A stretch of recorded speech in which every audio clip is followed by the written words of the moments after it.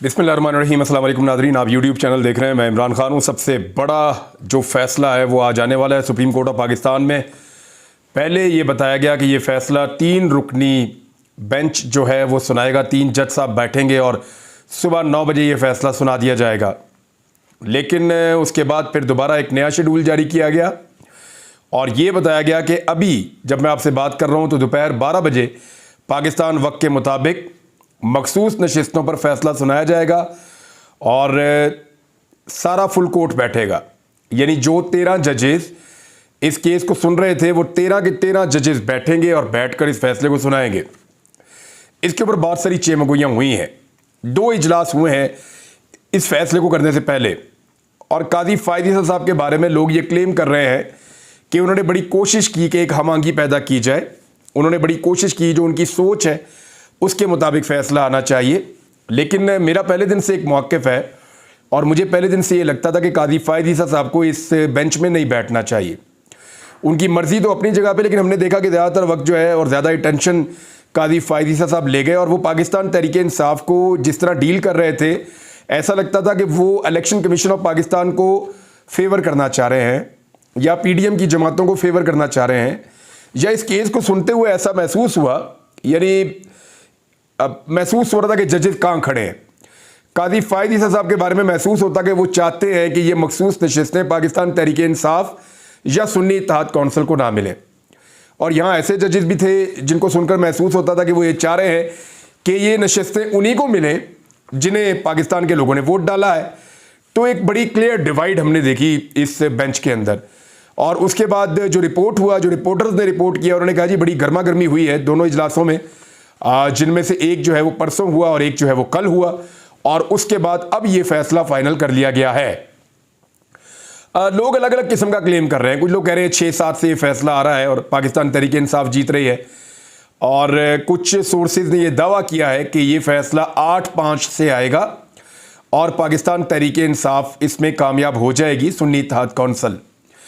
जबकि जो दूसरी जानिब PMLN के करीबी लोग हैं वो ये कहते हैं नहीं जी ये केस हम जीतेंगे और हमें कामयाबी मिलेगी, मखसूस नशिस्तें हमें मिल जाएंगी, यानी माले गनीमत हमारे हवाले कर दिया जाएगा, लूट मार का जितना भी है वो हमें मिल जाएगा। अब सबकी अपनी अपनी ज़बान है। अब ये फैसला आएगा तो पता चलेगा कि एक्चुअली ये 6-7 होता है, 5-8 होता है, ये क्या होता क्या है, ये तो पता चलेगा जब फैसला आएगा तब।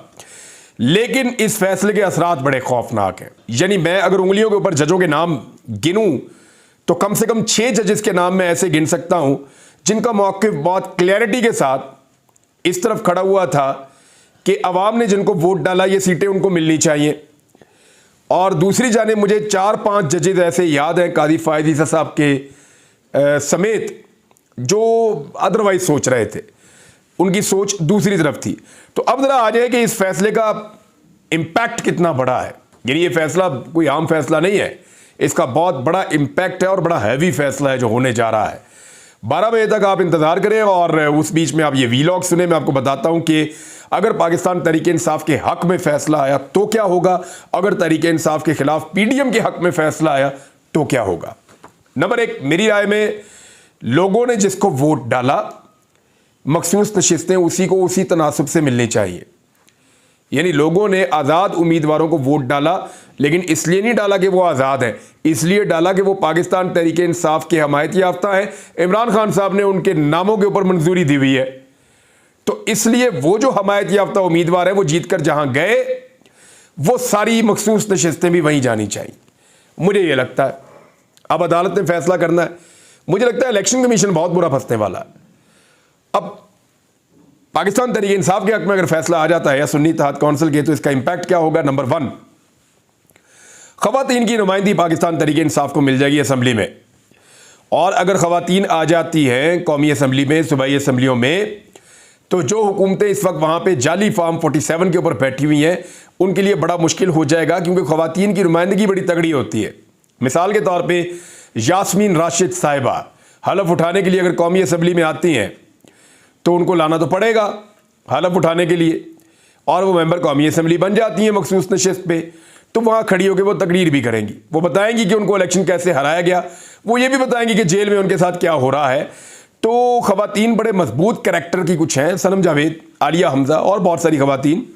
उनमें से कुछ बाहर आ चुकी हैं, तैयबा राजा हैं और एक बुटर साहिबा हैं, एक खदीजा शाह साहिबा हैं, पता नहीं वो बनना चाहेंगी या नहीं, लेकिन ये खवातीन बड़ी मजबूत हैं और बड़ा ज़बरदस्त इम्पैक्ट आएगा जिस वक्त ये खवातीन सामने आकर खड़ी हो जाएंगी बतौर opposition. Number 1। Number 2, Khyber Pakhtunkhwa में जो हुकूमत है, मखसूस नशस्तें मिलने के बाद वो चट्टान की तरह मजबूत हुकूमत बन जाएगी। फिर उस हुकूमत को गिराने का, उसके अंदर बगावत करवाने का कोई तसव्वुर भी नहीं कर पाएगा। उसकी वजह यह है कि उनकी अक्सरियत इतनी ज़्यादा हो जाएगी कि आप जो मर्जी कर लें, उनसे सादा अक्सरियत कभी भी नहीं छीन पाएंगे। अब होगा क्या? खैबर पख्तूनख्वा की हुकूमत जब इतने बड़े पैमाने पर तगड़ी हो जाएगी तो खैबर पख्तूनख्वा इमरान खान साहब का मजबूत कला जब तक ये हुकूमत रहेगी तब तक बना रहेगा और वहां पे कोई भी एडवेंचर कामयाब नहीं हो पाएगा। चाहे कोई इमरजेंसी लगाना चाहे, गवर्नर राज लगाना चाहे, कुछ नहीं कर पाएगा। वो बहुत मजबूत हो जाएंगे, अभी भी मजबूत है, लेकिन खैबर पख्तूनख्वा में अगर ये मखसूस नशिस्तें मिलती हैं तो फिर वो काबू नहीं आएंगे। नंबर 3, सेनेट की जो एक्स्ट्रा सीटें हैं वो पाकिस्तान तहरीक इंसाफ को मिलेंगी। सेनेट में तहरीक इंसाफ की नुमाइंदगी बढ़ेगी। खैबर पख्तूनख्वा से तो तकरीबन सारी सीटें ये जीत जाएंगे। पंजाब के अंदर जो है ये दोबारा एप्लीकेशन में जाएंगे, जी हमारी मखसूस नशिस्तें अब हमारे पास आ गई हैं, लिहाजा ये पंजाब का जो सेनेट इलेक्शन है इसमें हमारी इसी तनासुब से इतनी सीटें बनती हैं, हमें दी जाएं।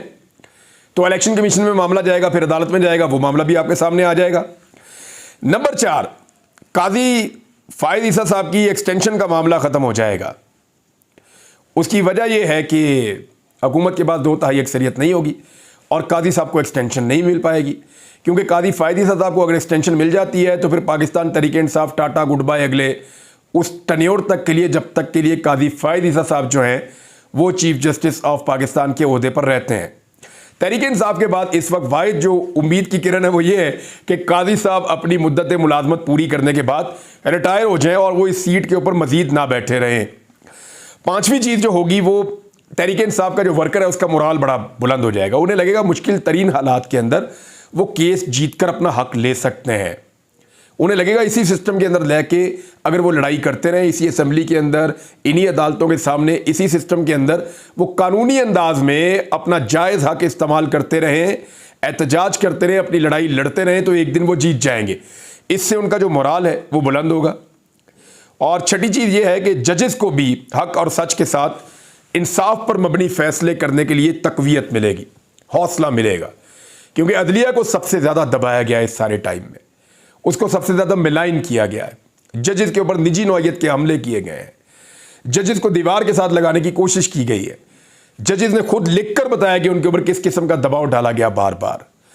तो ये जो कुछ जजेस के साथ हुआ, उसके बाद जब सुप्रीम कोर्ट ऑफ पाकिस्तान से एक इंसाफ पर मबनी बड़ा फैसला आएगा तो उसका ट्रिकल डाउन इफेक्ट नीचे तक जाएगा अदलिया में, और उससे अदलिया के अंदर एक ये बूस्टर लगेगा अदलिया को, उनको बड़ा हौसला हो जाएगा कि जमहूरियत, रूल ऑफ लॉ, इंसानी हकूक़ की बहाली, आज़ादी इज़हार राय, आइन की सरबुलंदी, इन चीज़ों के लिए अदलिया खड़ी हो जाएगी।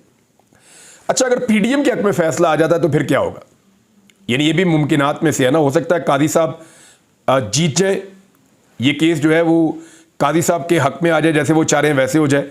तो इसमें सबसे पहले ये होगा कि निज़ाम के ऊपर से लोगों का एतबार उतरेगा, ख़ास तौर पे अदलिया के हवाले से लोगों में बहुत ज़्यादा मायूसी पैदा हो जाएगी, लोग मायूस हो जाएंगे, परेशान हो जाएंगे, इंसाफ पे से उनका एतबार उठेगा।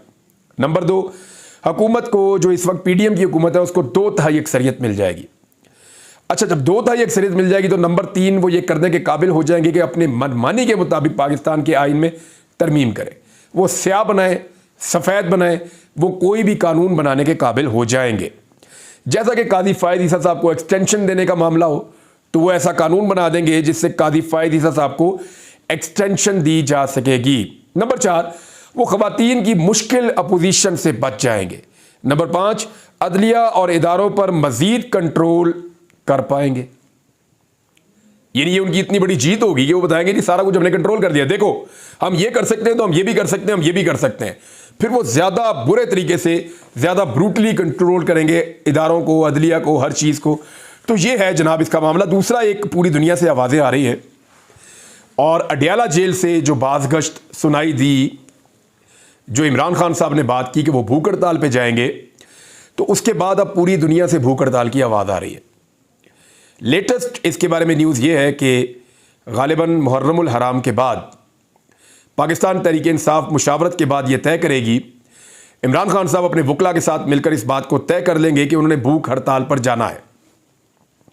अब अगर इमरान खान साहब भूख हड़ताल पर चले जाते हैं तो पहले से ही पूरी दुनिया से कॉल्स आ रही हैं, अमेरिका से, यूरोप से, गल्फ से, दुनिया भर में जो मुसलमान मौजूद हैं वो ये कह रहे हैं जी हम भूख हड़ताल करेंगे इन मुल्कों में और बाकायदा उन जगहों पर बैठकर करेंगे जहां से इंपैक्ट जनरेट होगा। पाकिस्तानी जो हैं वो लगभग 1 करोड़ के करीब ओवरसीज हैं जो पूरी दुनिया में रहते हैं। इनमें से अगर 2% लोगों ने भी भूख हड़ताल की ना तो ये 2 लाख पाकिस्तानी होंगे, 1% ने भी की तो 1 लाख पाकिस्तानी होंगे।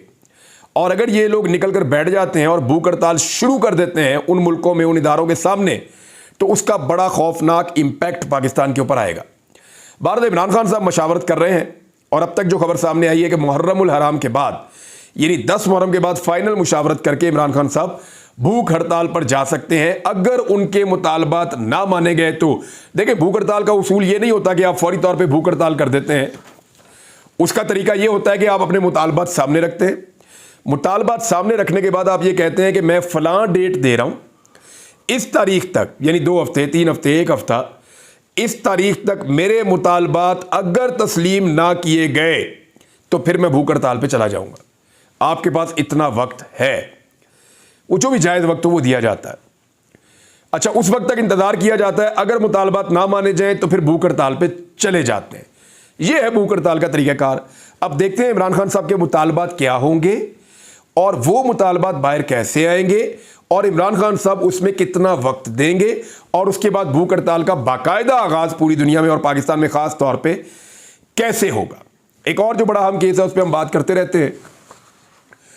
उसमें अदालत ने एक तरफ हुक्म जारी किया, इस्लामाबाद हाई कोर्ट का जो ट्रिब्यूनल है जस्टिस तारिक महमूद जहांगीरी साहब का, उन्होंने कहा जी फॉर्म 45, 46 और 47 रिटर्निंग अफसरान जो है वो जमा करवाएं।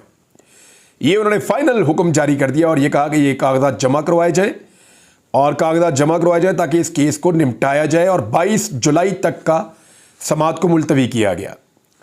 दूसरी जानिब इस्लामाबाद हाई कोर्ट में ये केस चला गया था। Chief justice Islamabad high court, जिनको कहा गया है कि वो पाकिस्तान तहरीक इंसाफ के केसेस से अपने आप को दूर रखें, जनाब चीफ जस्टिस आमिर फारूक साहब के पास। तो आमिर फारूक साहब ने इस केस में एक हुक्म जारी फरमा दिया है जिसमें यह है कि इलेक्शन ट्रिब्यूनल को 3 हलकों का बाकायदा ट्रायल मजीद बढ़ाने से आमिर फारूक साहब की अदालत ने रोक दिया है।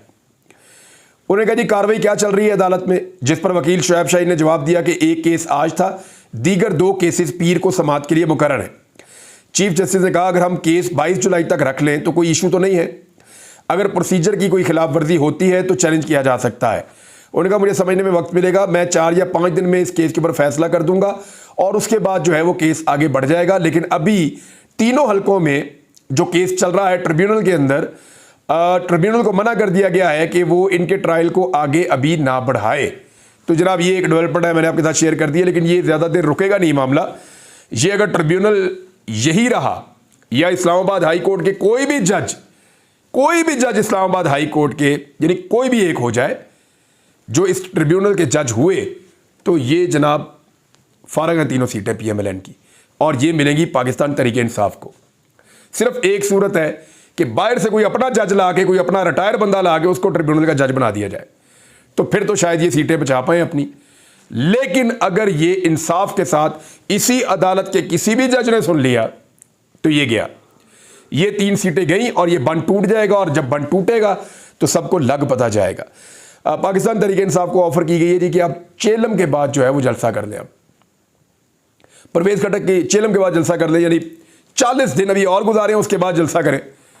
तो इसके ऊपर तहरीक इंसाफ ने कहा जी 27 तारीख को हमें जलसा करने दें, 10 मुहर्रम तक का हम एहतराम करते हैं, उसके चंद दिन के बाद भी हम रुकेंगे और 10 दिन के बाद हम जलसा करेंगे, तो हमें 27 तारीख को जलसे की इजाज़त दे दी जाए।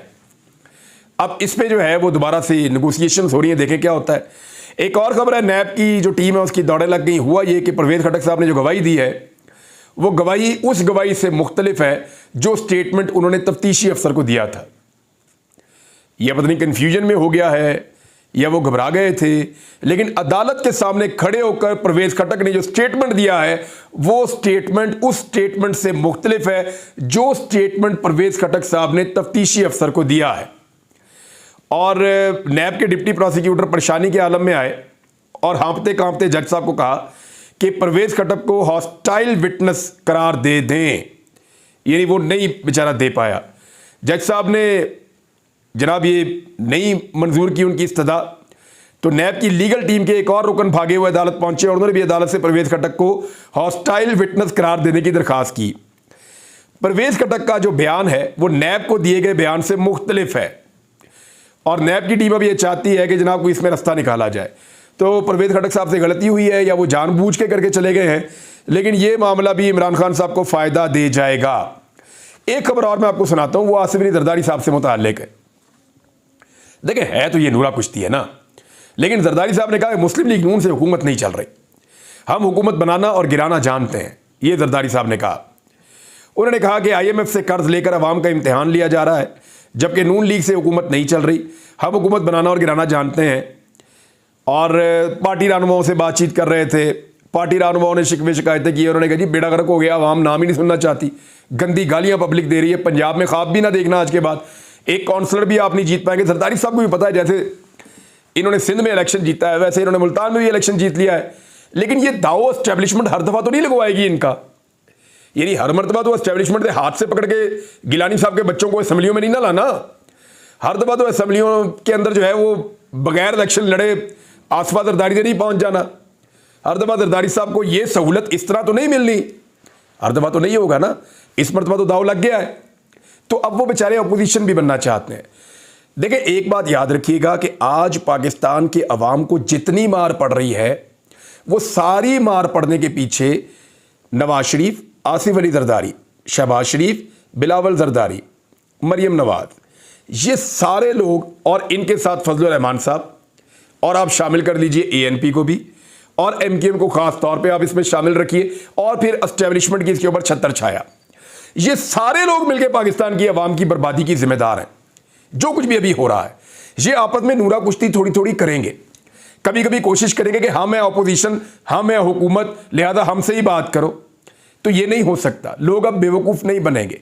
तो जरदारी साहब कभी अपने कारकुनों को, कभी हुकूमत को, कभी इसको कभी उसको बेवकूफ बनाते, अभी इन सब ने मिलकर अवाम का गला काटने वाला, अवाम को तबाह बर्बाद करने वाला, लोगों के घरों के पंखे तक बंद कर देने वाला, उनकी जेबों पे हाथ डालने वाला बजट इन सब ने मिलकर अभी अप्रूव किया है, मिलकर इन्होंने बजट मंजूर करवाया। अगर इनकी गैरत जाग रही थी और इन्हें लगता था कि ये अवाम दुश्मन बजट है और IMF के साथ मिलकर ज्यादती कर रहे हैं, तो जरदारी साहब पासे हो जाते। ये वही आसिफ अली जरदारी है ना जिसने अपनी गाड़ियों का खर्चा 400% बढ़ाया अभी, ये वही आसिफ अली जरदारी है जिसने अपने लॉन का खर्चा दुगना कर दिया अभी, ये वही आसिफ अली जरदारी है। इनकी बातों में नहीं आना आपने। अब तक के लिए इतने, अपना ख्याल रखिएगा, अपने चैनल का भी। अल्लाह हाफिज़।